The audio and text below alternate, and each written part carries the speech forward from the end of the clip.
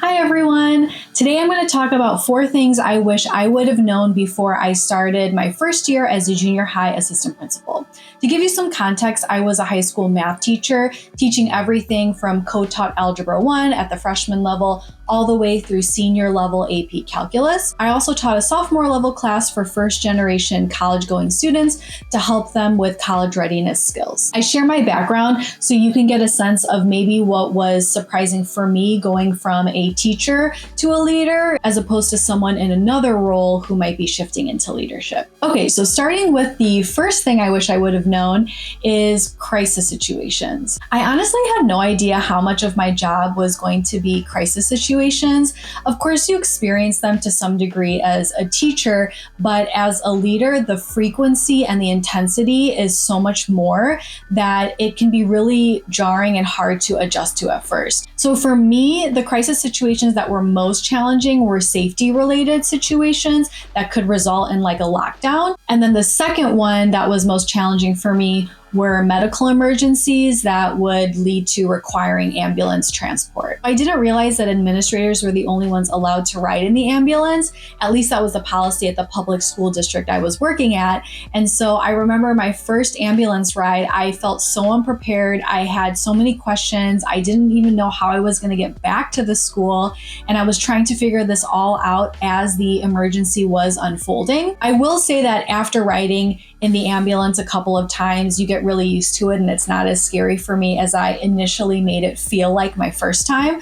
But if you're a teacher who's not as familiar with crisis situations, I really recommend talking with your current administration, student services department, and the nurse's office to kind of get a sense of those more common crisis situations. The second thing I wish I would have known was how drastically my schedule was going to change. As a teacher, you're so used to a highly structured schedule with every single period planned out for you, and you have a lot of control over what you're going to be teaching and doing throughout the day. It's very predictable and stable, and I'm also someone who naturally leans toward having more structure than less structure. During the first few months of my role as an AP, it was a really difficult transition for me to go to having something highly structured to basically having zero structure at all. Honestly, I felt like, can I even create a daily schedule? Because there were so many unexpected staff needs, mid-level crisis, or student behaviors that needed to be addressed, that there was really no predictability throughout the day. And yet I still had a lot of administrative tasks that I had to do that required uninterrupted time. Throughout trial and error, I did find a schedule that ended up working for me where I could balance being responsive to staff and student needs while also still balancing the administrative work that I needed to get done as well. But I wish I would have known that I would had to have redefined what a satisfying day looks like as an administrator versus a teacher. As a teacher, I had these milestones that I could check off that would mark a satisfying day of, okay, I got through these periods, I taught these lessons, I had these positive student interactions, I was able to accomplish all these things on my checklist.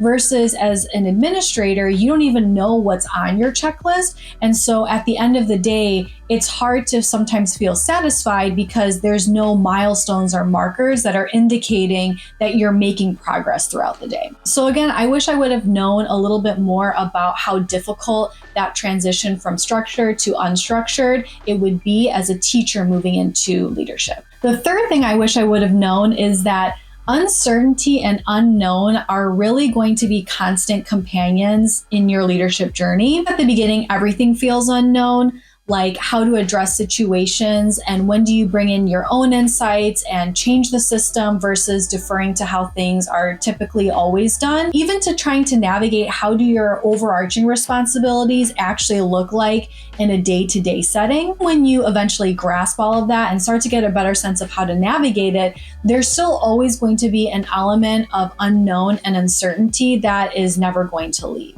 As leaders, we are the facilitators of solutions, and so daily we're going to be presented with problems that need to be solved. It was so rare that a problem that I would encounter would be exactly the same as something that I encountered before. So with every new problem, I had this internal dialogue of, I don't know what to do. I've never been in this situation either. I don't even know of anyone else who's been in this situation, but I'm going to figure this out. And that feeling never goes away, but it's actually very normal in leadership.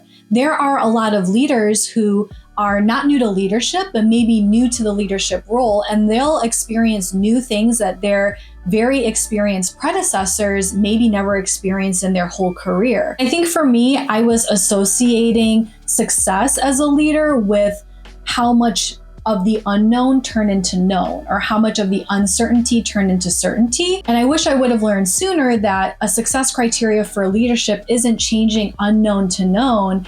It's rather becoming comfortable with the unknown, or comfortable with navigating uncertainty. And finally, the fourth thing that I wish I would have known is that leadership is going to challenge you to grow personally as much as it will professionally. The shift from teaching students to primarily working with adults, whether staff, families, or emergency responders, creates an entirely different dynamic than I was used to. While we can understand children's developmental journeys, we often tend to make a lot of assumptions about adults' capabilities and behaviors. But the truth is, we all have that inner child in us as adults that has gone through negative experiences or traumas. And if those aren't addressed and healed properly, they're going to follow us into adulthood. Being in leadership, it brings these adult dynamics to the surface in unexpected ways. For example, there's situations where you might be personally triggered, but you still have to maintain professional composure until you can process it later. Or staff might negatively react to something that you did because of their personal experiences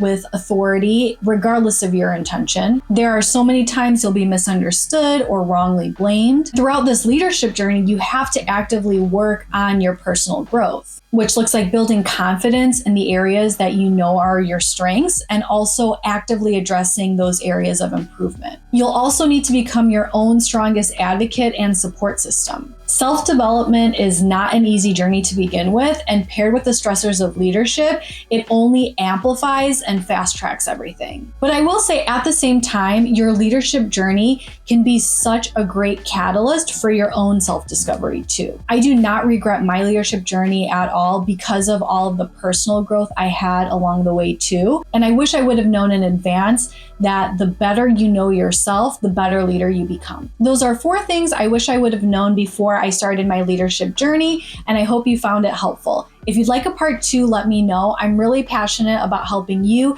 as new leaders navigate your first years of leadership and provide you the supports that I wish I had more of. Thank you so much for watching, and I hope you experience the joy of doing something you love today.